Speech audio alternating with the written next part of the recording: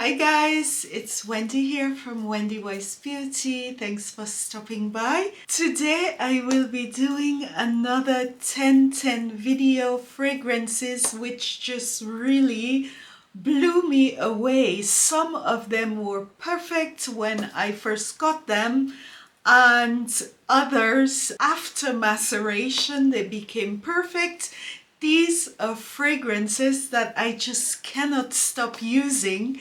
So I am going to share these little goodies with you in this video. I am going to start with a fragrance from a Middle Eastern fragrance house that I just came across by chance. I was ordering samples and then I saw this perfume, the name.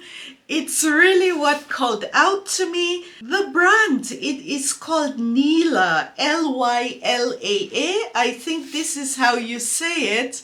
And this is the fragrance, Choco Cremeux. This one, from the first time I sprayed this perfume, I was captivated by it. I have been wearing this a lot. I repackaged it so you guys can really see what the packaging looks like. And in the packaging there is a booklet with all of their fragrances. I thought this was part of the packaging material, but it's also a sample, a cream. This is the bottle of Choco Cremeux. It is very standard and it does not do justice to this beautiful perfume. When I first sprayed Choco Cremeux, I was thinking, oh, it smells a bit familiar. It reminds me of maybe a fragrance that I have, something I have smelled before, but it wasn't exact. I was able to find on one website that Choco Cremeux, it is inspired by Christian Dior J'adore, and J'adore, it is one of my favorite fragrances from Christian Dior, and I do have this here. I also have the water perfume version, so I did compare the two perfumes. I mean, it is, you can say, somewhat inspired by J'adore.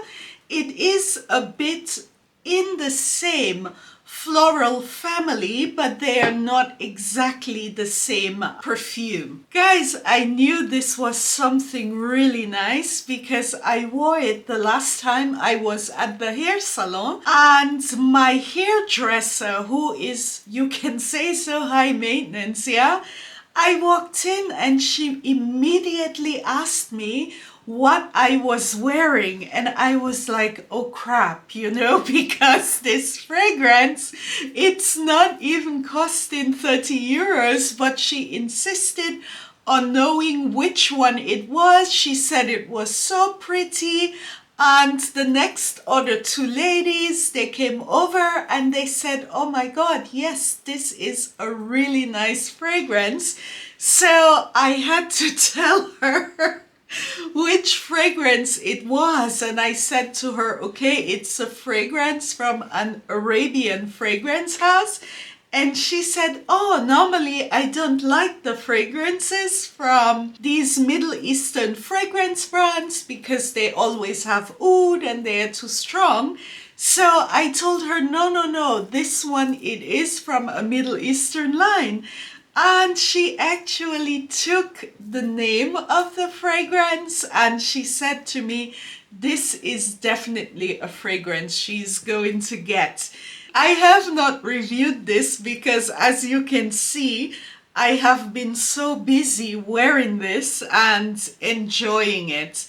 So the notes in Choco Cremeux, the top notes are aromatic notes and bergamot, and the heart, it is composed of white florals, green notes, rose and coffee beans, and the base, it is musk and vanilla. What I love about this fragrance, it is a floral blend, but it is not very loud.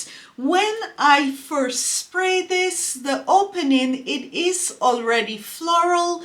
I wouldn't say it's overtly fresh. It is your normal floral opening. And then and there is already a bit of greenness in the top note. When the opening settles, there are slight hints of chocolate, but it is more of a raw chocolate, not a foodie chocolate.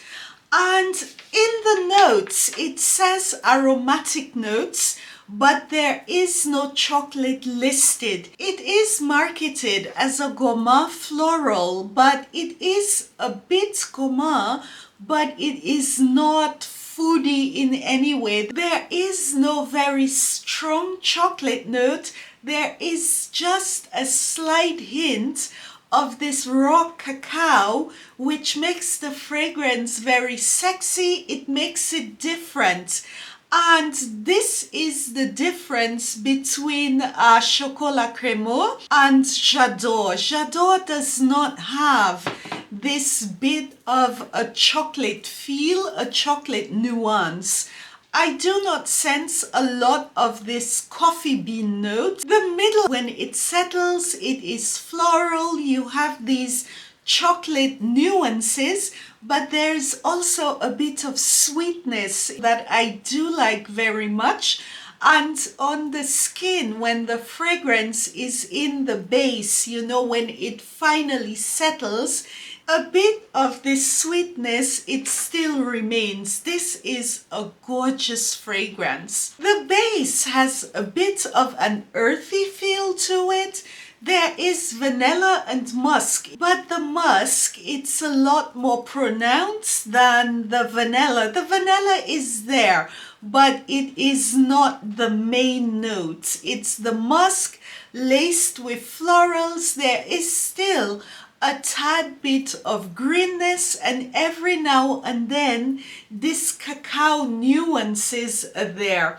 This one for me, it was love at first sniff. It is a perfume that I keep telling myself, you have so many other perfumes to try. Why don't you give this one a break? Also, when I sprayed this, when I started wearing it, and I normally do about 5 sprays, yeah, I thought it was a fragrance which wears a lot closer to the skin, but based on the compliments that I received, it does not behave that way. Like, it is a fragrance which is bismuth, but it does carry. It has a lightness and airiness to it.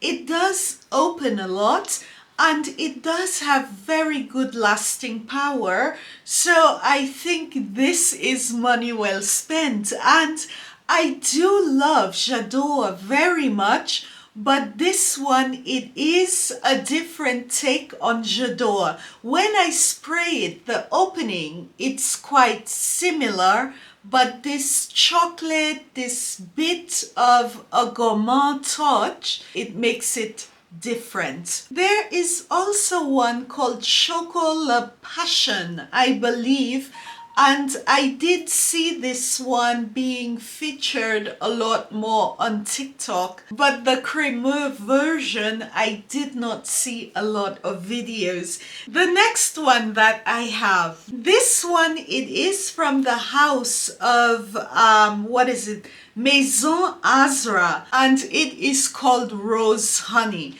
When I sprayed Rose Honey, immediately I knew which fragrance it was inspired by or what they were trying to capture in this perfume. So I did not have to search around to figure it out. And it is a perfume that I have been wanting to pick up, and I do have a generous sample, and I was able to compare the two for you guys. Also, I have used quite a lot of this one, and Rose Honey. It is inspired by Christian Dior. It's called Tubercolor. This is a sample I received, I believe, last year or the year before. I loved the fragrance, but it was on my list of fragrances to get. And you know, sometimes you have these lists and you are always spraying new perfumes, so you are always rearranging the list. But Rose Honey, this inspiration of Tubercolor, it really did it for me. Guys, this is such a beautiful fragrance. And when I compared the two, what I love about this one is the honey note. It is a lot more pronounced. This has a lot more power, and the lasting power, it is really good. It is for me honey heaven, and I don't know why this fragrance is so underrated. This is what the packaging looks like. The opening notes: a clove, plum, mandarin, and orange. When Rose Honey is first sprayed, I do not get a burst of honey right away. What I do get is a very strong burnt vanilla accord. It reminded me of Perfumes de Nicolai or Parfum de Nicolai Vanilla Intense. It is this fragrance here. I have had this for quite many years. I think it should have been limited edition. I don't know if it is even still available, but this burnt vanilla accord in the opening, it also mimics this fragrance.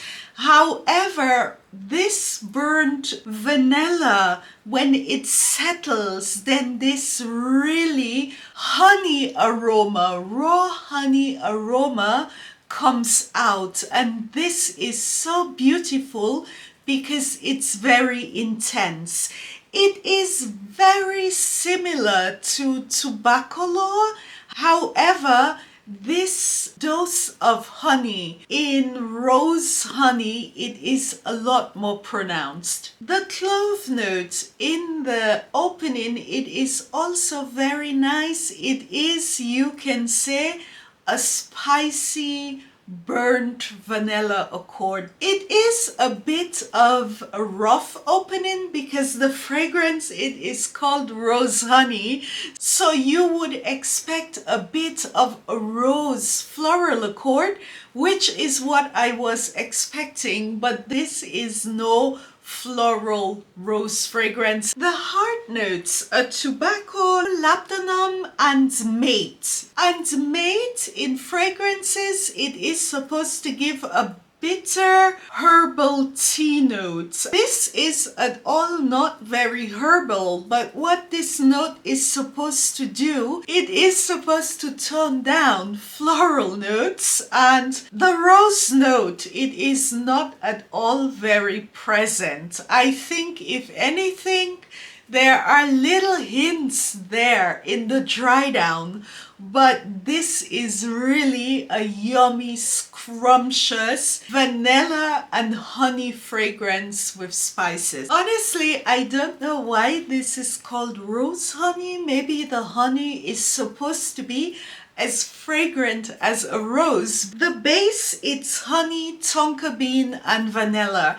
But like I said, when Rose Honey is sprayed, you have this burnt vanilla accord in the opening. There is vanilla in all stages of the perfume. Where Rose Honey is really beautiful, it is in the base, because this smokiness, this burnt vanilla spiciness, it tones down a bit.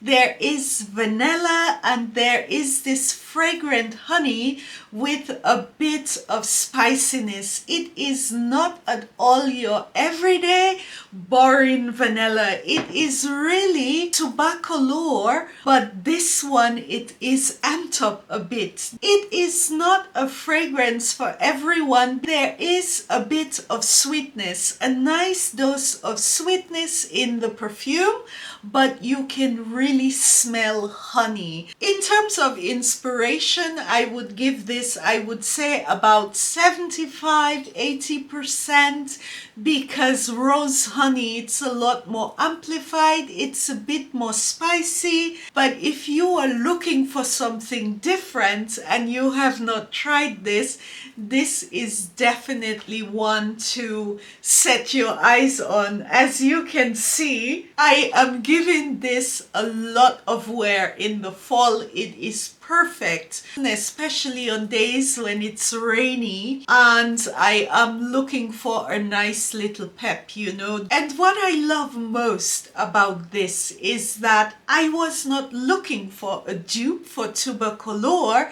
This just happened by chance, and when I tried it, I said, Wendy, save your coin, because this one, it's even stronger. You get more bang for your buck.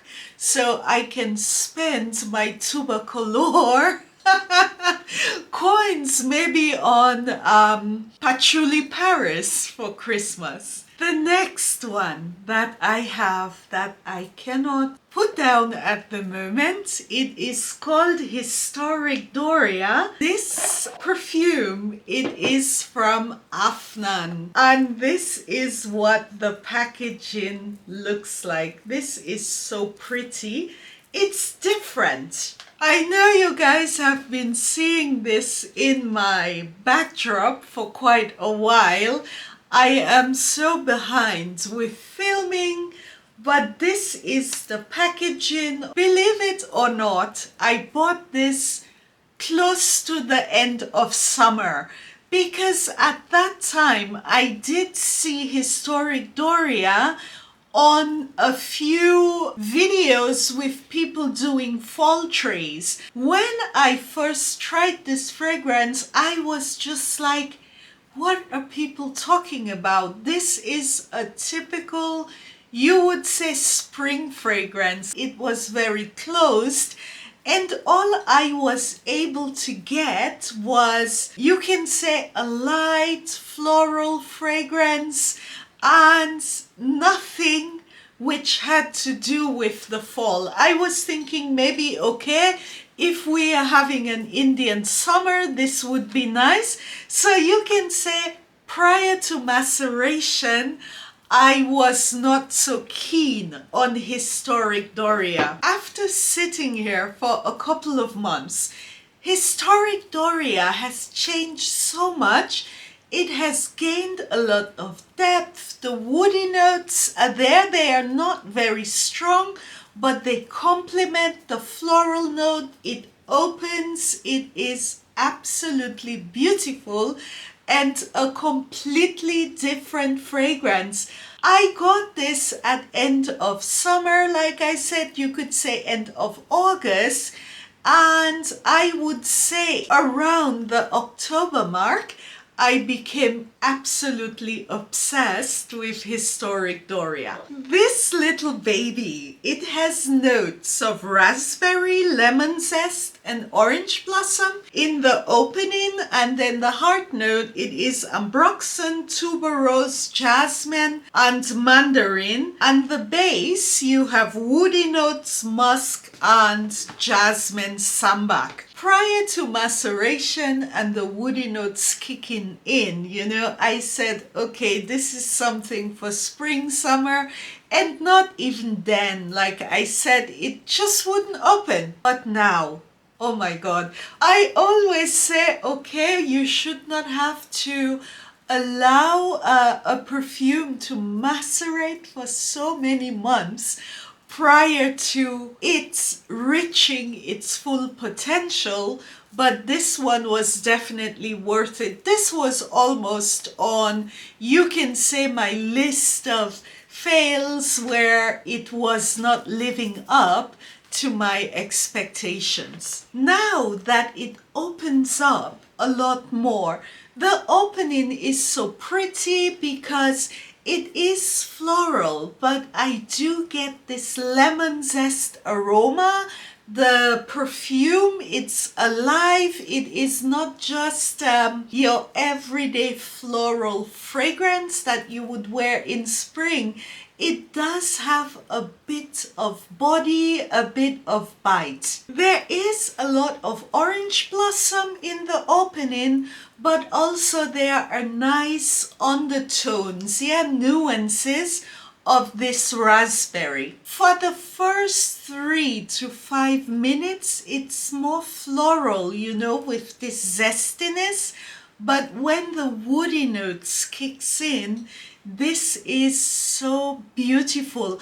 I would not say it is your typical fall fragrance, but this can be worn all year round. It is just a beautiful perfume. I cannot tell you if this is inspired or what it is inspired by, but I am so happy with this. I am not about to go looking.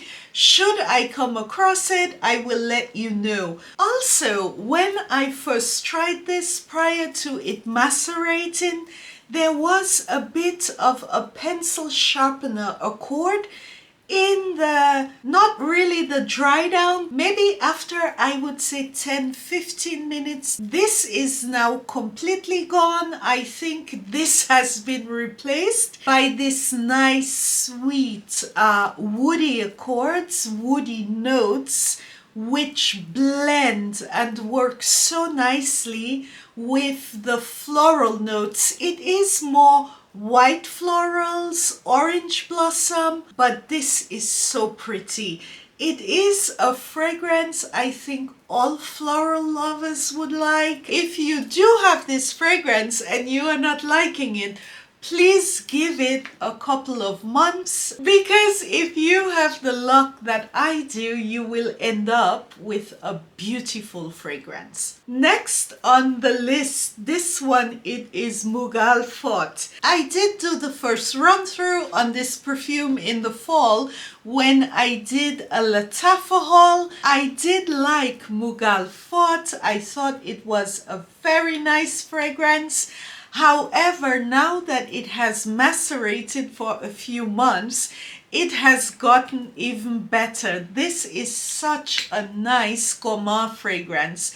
When Mughal Fort is first sprayed, especially prior to it macerating, it reminded me immediately for the first minute of Caid Al Fursan. It is the Unlimited. And I was thinking, oh no, it is so similar. Even prior to it macerating, it did change quickly. However, after this couple months of maceration, the spicy notes in Mughal Fort, they are a lot more pronounced, and it makes the perfume a lot more serious. It has more depth. And I can wear this nicely in the fall. Well, fall is gone here. We already have snow and a bit of, you can say, negative temperatures. But the nice spicy accords I now get in the perfume, it makes it a perfect gourmand for the fall months. Also, prior to maceration, the musk was a lot more dominant in Mughal Fort as opposed to the amber and the vanilla. At this point, the amber, it is a bit more piquant, it presses through, and the musk in the dry down, it is not as pronounced. It transformed, from a Sunday fragrance to a more serious fragrance that you can really wear in cold weather. The spiciness is there. There is amber. The vanilla, it is also piercing through. It is not so foodie. it is more of a silky rich vanilla. The notes in Mughal fort, the top notes are cardamom and pimento, and the heart it is cedar and caramel, and the base it's musk, amber and vanilla. It has reached where it is supposed to be, and this is one of the best and I think most serious, most grown-up gourmand fragrance that I have from Lattafa. Probably you would not like this if you are just looking for something very foodie, yummy. It is comforting. It is a comfort scent, but it is a bit more serious. And in terms of gender, this is really in the middle. You can say it's leaning a little bit more feminine, but I think body chemistry would play a role with this perfume. Also, longevity is good. It does not project a lot, but it has average normal sillage for an eau de parfum. Guys, I know I am behind in my filming, but these are the fragrances that I have been loving, you know, this fall, and you can see by the dents I have made in these perfumes, and especially you cannot see Historic Doria, but you can say I have been loving them so much. I have been selfish and I did not want to share them with you. If you have any one of those, please let me know, or if you are thinking of picking them up. I never got to doing my fall tray because I had so much going on, but you can say these 4 perfumes here, they are the best of the best in my fall collection this year. Of course, they will move into early winter. This one, it was not quite ready, you know, in the beginning of fall, but I will be rocking this the whole year because it just does it for me. Thank you for watching. Hope to see you guys again soon on my channel. Don't forget to like and subscribe. Tschüss!